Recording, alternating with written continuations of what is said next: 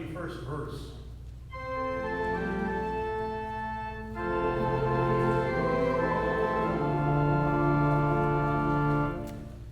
Peter came and said to Jesus, Lord, if another member of the church sins against me, how often should I forgive? As many as 7 times? And Jesus said to him, not 7 times, but 70 times 7. For this reason, the kingdom of heaven may be compared to a king who wished to settle accounts with the slaves. When he began the reckoning, one who owed him 10,000 talents was brought to him. And as he could not pay, his Lord ordered him to be sold together with his wife and children and all his possessions, and payment to be made. So the slave fell on his knees before him, saying, have patience with me, and I will pay you everything. And out of pity for him, the Lord, the slave, released him and forgave him the debt. But the same slave, as he went out, came upon one of his fellow slaves, owed him 100 denarii, and seizing him by the throat, he said, pay what you owe. Then his fellow slave fell down and pleaded with him, have patience with me, and I will pay you. But he refused, and then he went and threw him into prison until he would pay the debt. And his fellow slaves saw what had happened. They were greatly distressed, and they went and reported to their Lord all that had taken place. Then his Lord summoned him and said to him, you wicked slave, I forgave you all that debt because you pleaded with me. Should you not have had mercy on your fellow slave as I had mercy on you? And in anger his Lord handed him over to be tortured until he would pay the entire debt. So my heavenly Father will also do that to every one of you if you do not forgive your brother or sister from the heart. Here ends the gospel for the day.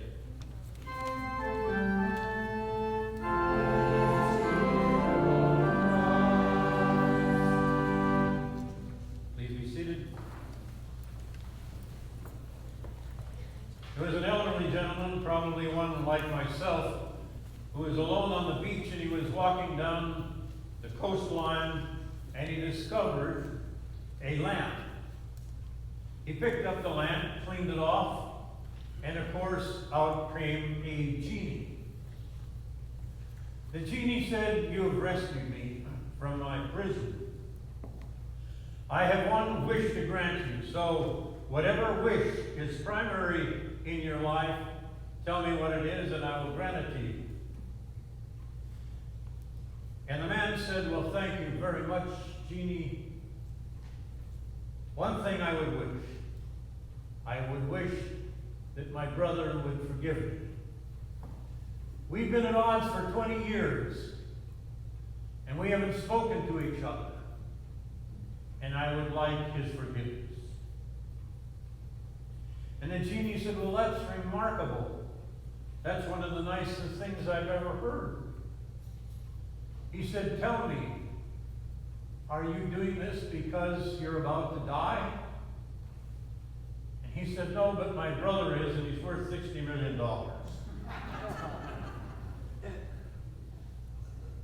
There was also the story about a little boy that was praying at night, and he prayed for everybody, but he left out his youngest brother.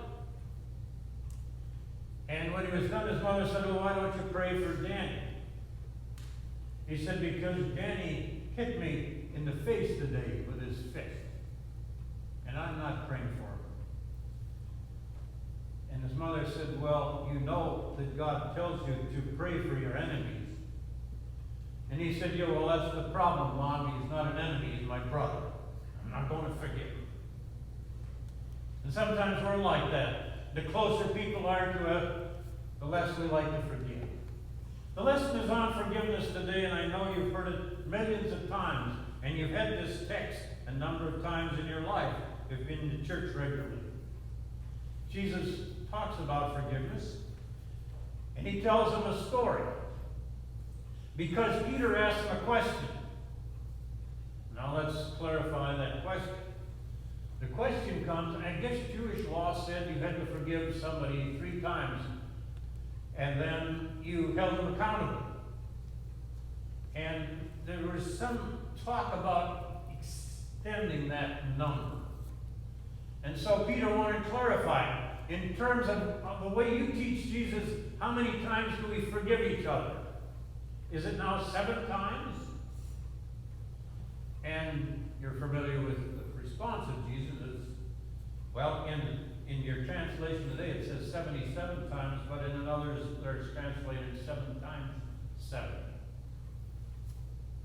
But it doesn't matter what the number is. Some people like to concentrate on that number. But the number isn't important because it has a different feeling about what forgiveness is. So this morning, I'd like to have you think a little differently about forgiveness. Because most of the time we think of forgiveness as an act or a series of acts. And because of the response of Jesus, 70 times 7 or 77, whichever you want to choose as your translation, it's kind of unlimited.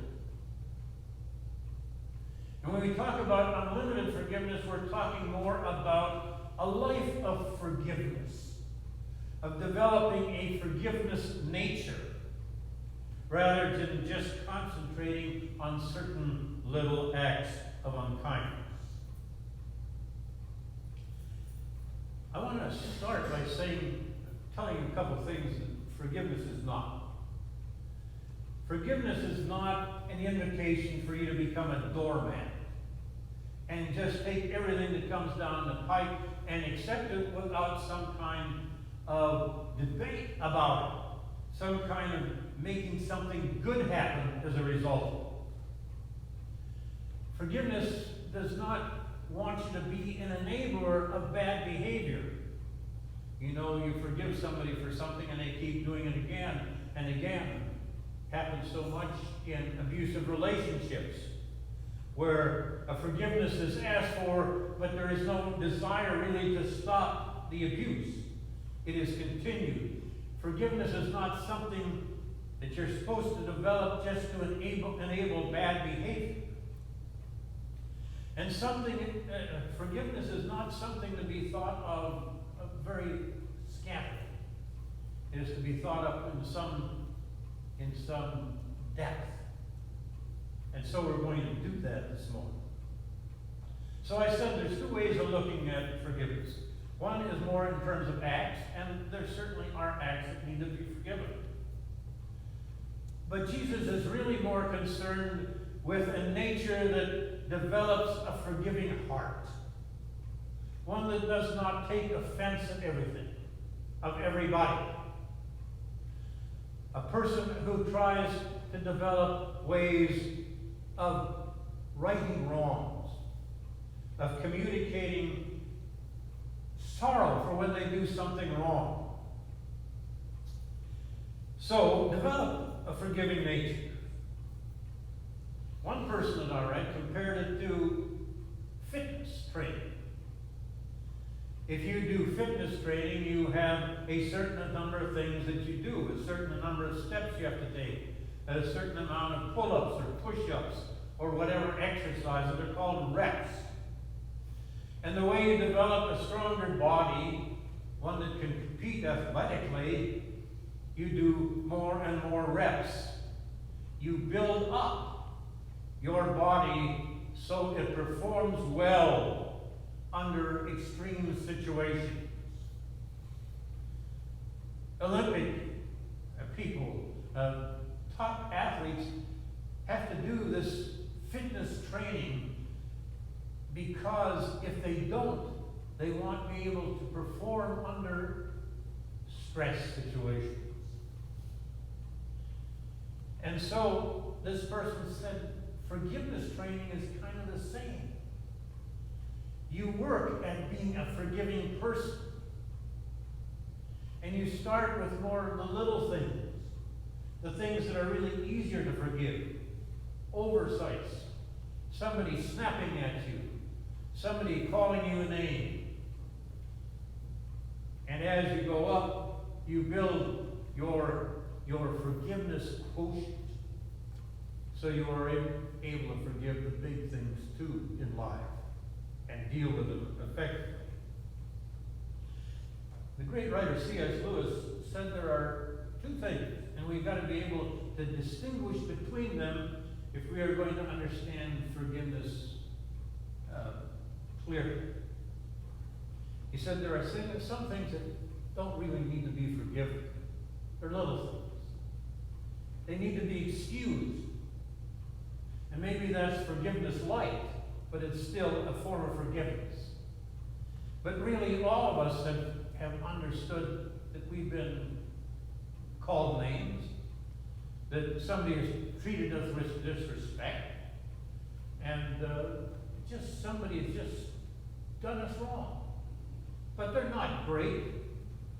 You can go to the person and talk to them about it, and they feel sorry, and it's easy to excuse a lot of behavior. I mean, there are some people that can't say they like you, so they got to insult you when they meet you. They got to say something sarcastic because they can't say I love you. There are some people, if they weren't sarcastic to me, I would think they wouldn't like me. Some things are light. Don't deal with them. Just forget them. Don't be insulted by it.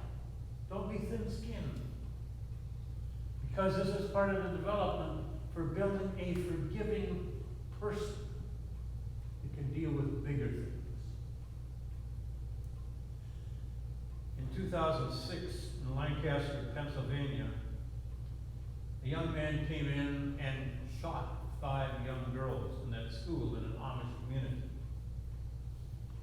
One of the things that amazed the world was as they talked to the Amish community, and particularly to the parents of those 5 children who were killed, they had a sense of forgiveness.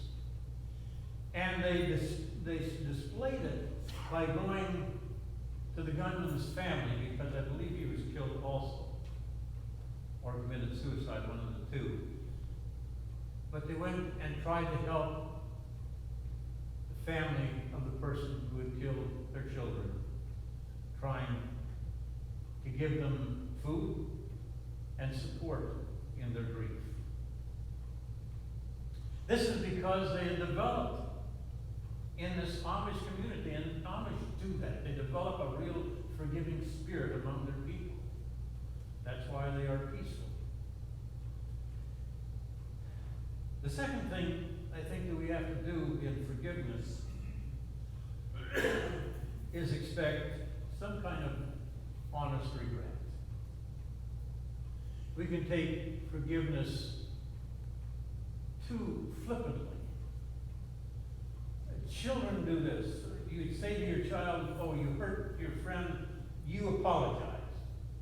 Say you're sorry. And they really don't want to say they're sorry, but they say, oh, I'm sorry. And it's kind of not sorry, but saying it to get something. And we as adults do that too. Sometimes we apologize for something when we really don't mean it, just so we don't have to deal with the situation at hand. So we don't have to deal with the relationship in any depth. So don't take forgiveness unseriously. In the Bible, amazingly enough, there is a call for some kind of response to enable forgiveness or to make it genuine. In our Old Testament lesson today, it's the story of Joseph and his brothers. Joseph's brothers hated him because he got special favors from his father.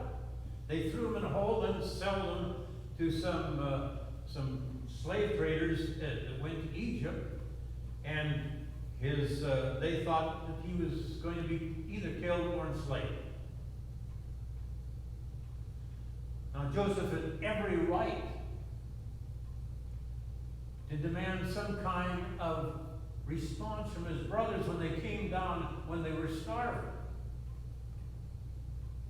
And in examining them, he found out that they were repentant.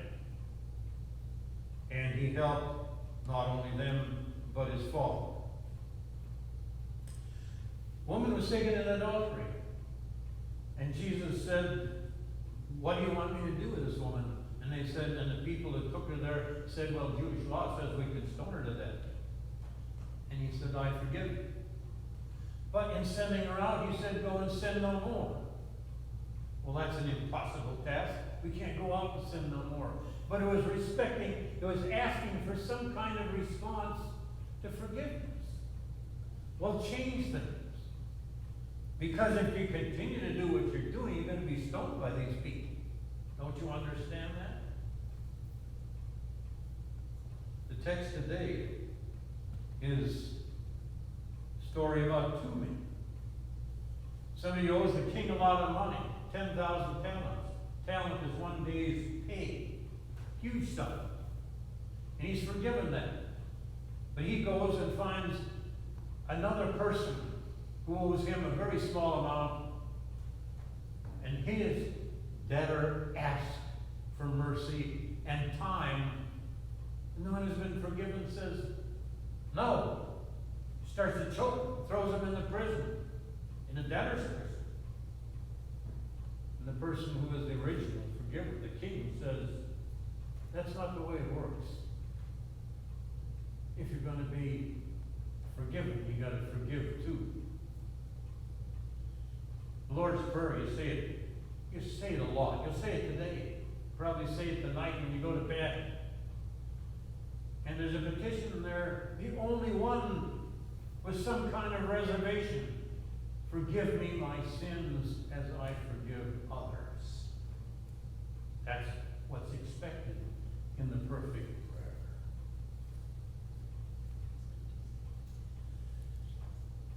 Forgiveness is a process. It's a way of being. And forgiveness demands some kind of response to enable forgiveness, to make it genuine. And then the third point I'd like to make about forgiveness, it is a condition of discipleship. That's what Jesus said. It's a condition of discipleship. If you want to be one of my followers, that's one of the characteristics of my followers, is that they have a kind and forgiving spirit. There's a stone in a cemetery in Atlanta, Georgia. It was put up by a wife of a somewhat errant husband. And on that stone it says, gone but not forgiven.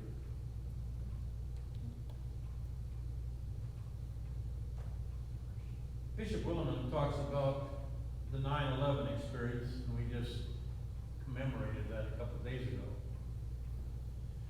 He said at the base of all the rubble was a couple who had just lost their daughter. And Williman, who is a very prominent clergyman, was listening to the television announcer interview her, or the couple. And after, when they were just about to leave, he said, well, I suppose that you will be going to your house of worship this coming Sunday and get peace and solace for your troubled souls.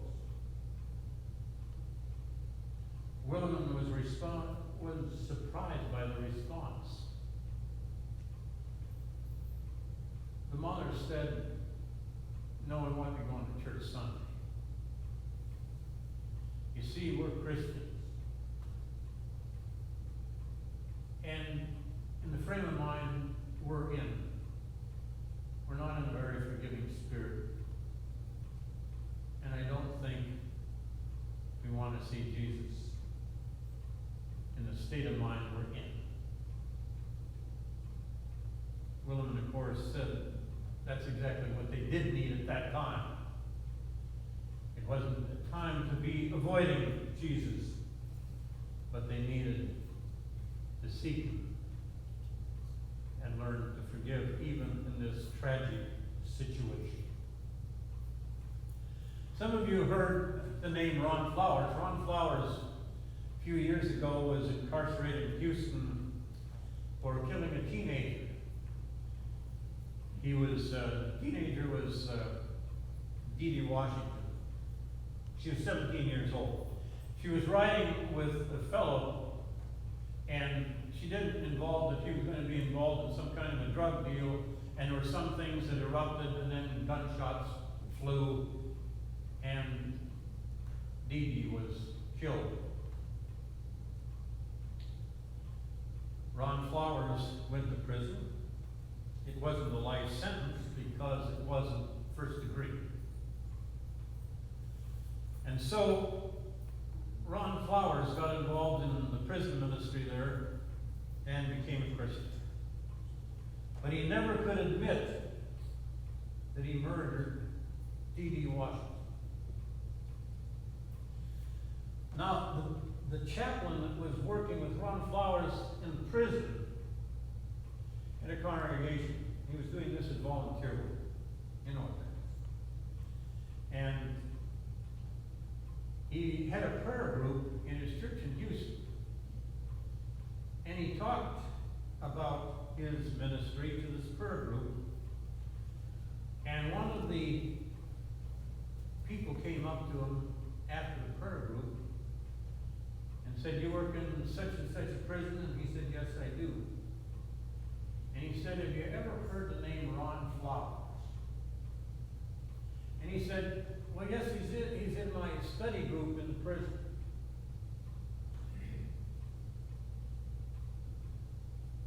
He's the one that murdered my daughter. And he said, the minister said, "Would you like to meet him?" And she said, "I sure would. I've been wanting to meet him since the day my daughter died. I have been writing letter after letter to the parole board never to parole him. He stayed in prison his entire life."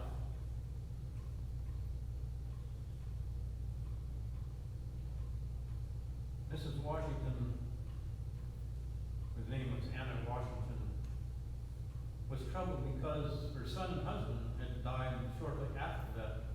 She was bitter. And she came into the prison wanting vengeance. And the minister sat the two down. And there was dead silence. And finally, Anna said, "Why on earth did you murder my daughter?"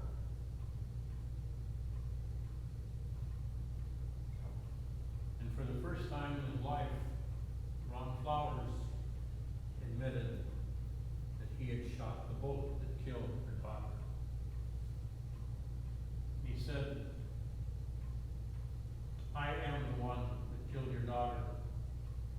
And he went on to explain what had happened. He was high on drugs. He got into a fight with a person. He got loose with his gun, had not intended to kill anybody but the person he was making a deal with. And he said, "I know you can never forgive me. I know you can never forgive me. But I am deeply sorry, and I don't know what on earth I can do to make it right." And Anna sat for a few minutes, and she said, "I forgive you." Afterwards, she said, "I had never imagined that I could ever say those words." But she said, "The minute I did, a burden fell off my back. And for the first time, I realized that he could be sorry for that. And he had to live with that the rest of his life." When he was paroled, Anna Washington adopted him kind of as a son.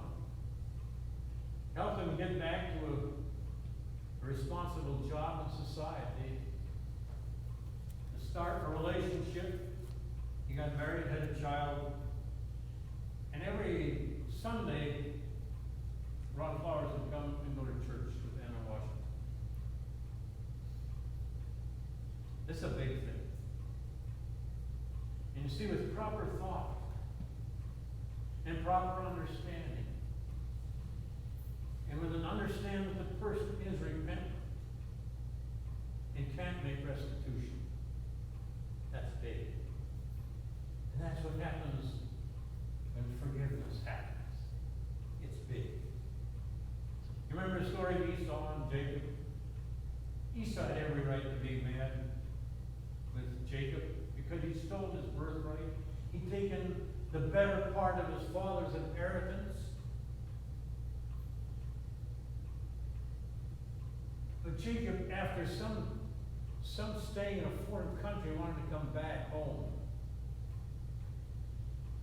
He came back home and he said, I know my brother wants to kill me, but maybe I can appease him. And so he gathered up his best cattle, his best possessions, and he sent ministers on to meet with his brother and say, your brother wants to come back. He wants to make restitution for everything he took from him. And he said, let me see my brother. And he walked to his brother, and his brother reiterated what his emissaries had just said. I'll give you anything to make restitution for what I've done. And Esau said, why should I bear anything against you? Because God has been so good to me and I have prospered. But Jacob said, I am so grieved at what I've done. And Esau said, I forgive you. And Jacob said, I have seen the face of God. One of the people I respect the most in this world is Nelson Mandela. Spent 27 years in prison for being anti-apartheid.